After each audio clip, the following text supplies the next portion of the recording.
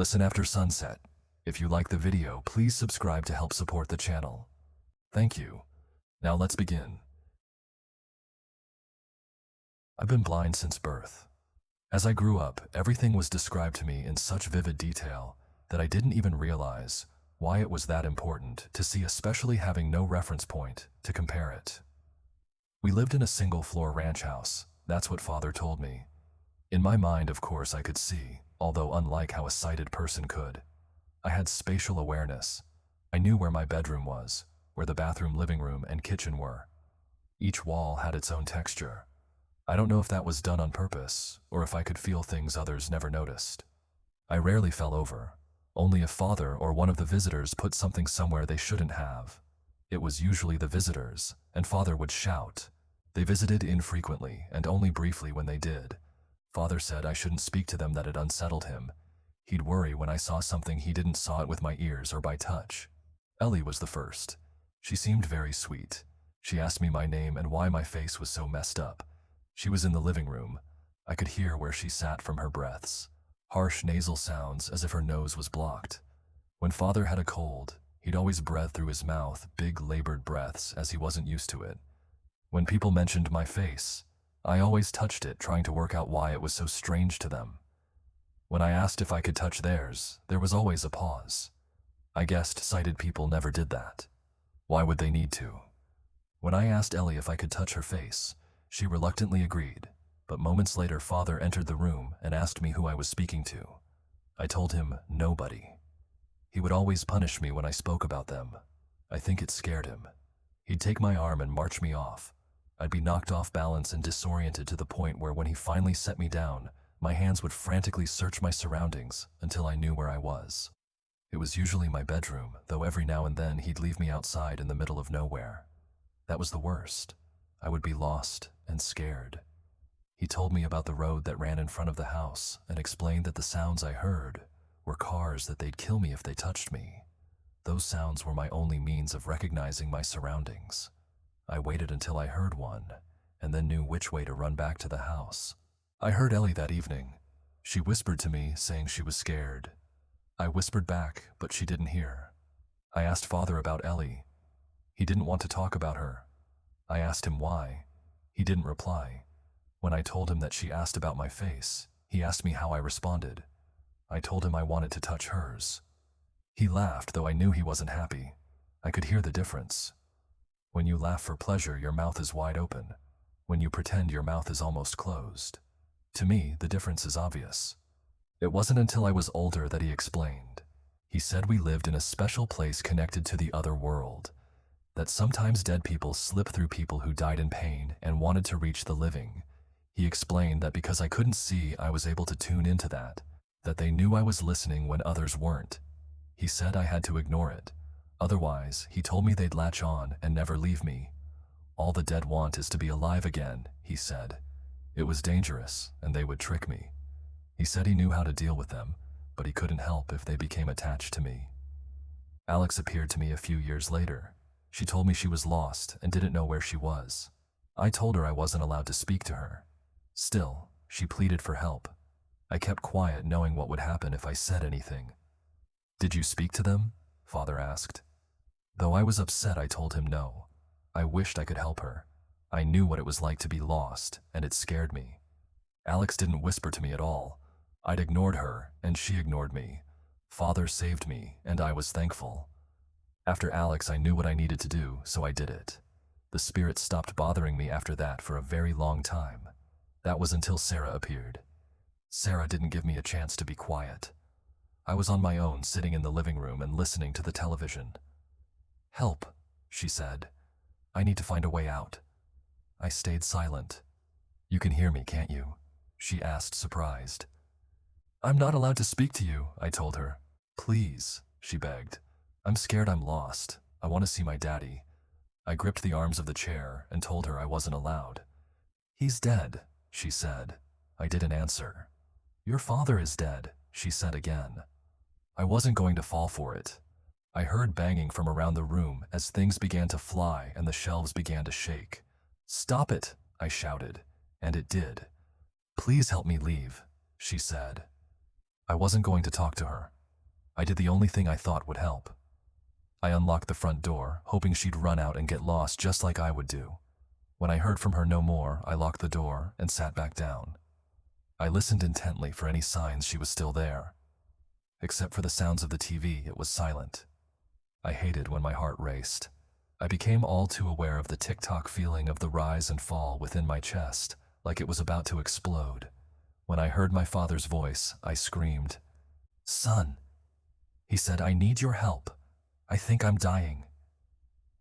I did what he told me to do. I didn't speak. If he did die, he'd never leave me. Instead, I raced out into the open air and shouted for help. I shouted until my voice was hoarse. I heard the sounds of cars racing along the road in front of my house.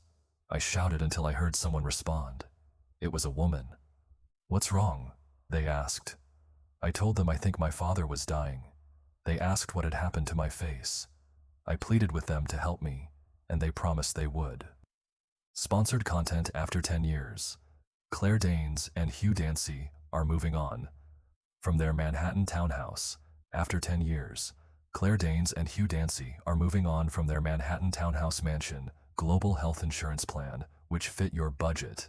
Health insurance plan, which fit your budget. HDFC Ergo, discover gated community plots in Mysuru. Discover gated community plots in Mysuru, purple brick. I sat down on the grass and waited.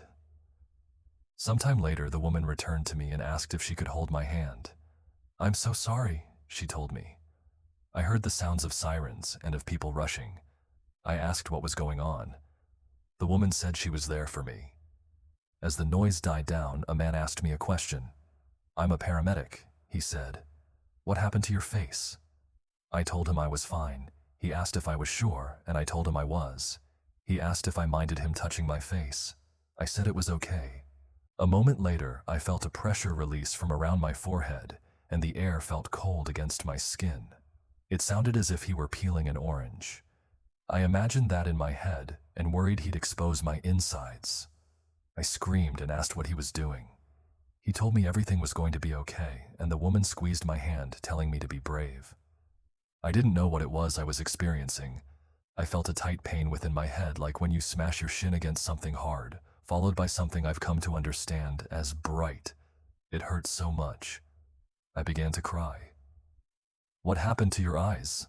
the paramedic asked. I said I was blind. He asked to check them. The pain returned when he examined them. "Do you know him?" The man asked the woman who had helped me. She told him that I had been screaming for help and that she had come to my aid, but that she had never met me before. "How long have you had your eye injury?" he asked me. I told him I'd been blind from birth. He asked me if I could see his fingers.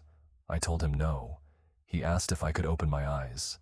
I said I didn't know what he meant. He asked if he could open them for me. I didn't respond. Then I felt his fingers on my face, fingers covered in something rubbery.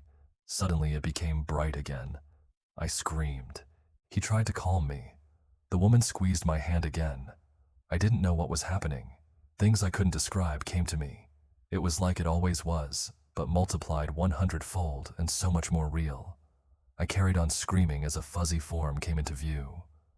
"Just breathe, okay?" the paramedic said. "Everything will be fine. When was the last time you saw?" As my heart began to calm and my breathing slowed, I became distracted by what I was experiencing. It overwhelmed me. I wanted to cry, and I did. "How long has it been?" he asked again. "I've never seen anything before," I told him. I was told to keep an eye mask on for most of the day, only taking it off at night at first, to allow my eyes time to adjust. At the same time, I was placed in the custody of my aunt and uncle, and didn't even know it at first. They were shocked at what happened to me and that I had never attended school. The past few years have been a roller coaster ride. The doctor said I may never have perfect vision, though what little I have is a godsend, and I'll take what I can get. I've only recently been learning to read and write, so I apologize if my English isn't the greatest. It's the best I can do. I've been asking my aunt what happened to my father, but all she says is that he died of a heart attack. I asked what sort of man he was. She says he was her brother, and she'll love him no matter what. My uncle doesn't want to talk about him at all. I've been using the computer a lot recently and really enjoying the internet. I can't believe such a thing exists. After being so lonely for so long, I can talk to whoever I want when I want. Though I'm wary of that. After all, how do I know if who I'm speaking to is alive? No one seems to share my father's concerns about that. Today I was on a forum discussing the spirit world. I was so happy to find people who I could relate to, and someone curious about my username sent me a link to an article on a true crime website.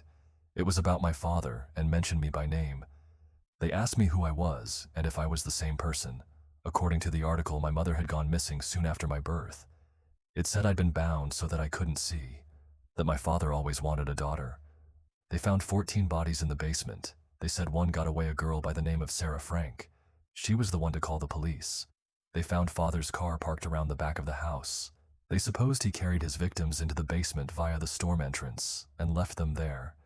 Sarah had managed to get away after she agreed to be his daughter following 4 days of sustained torture.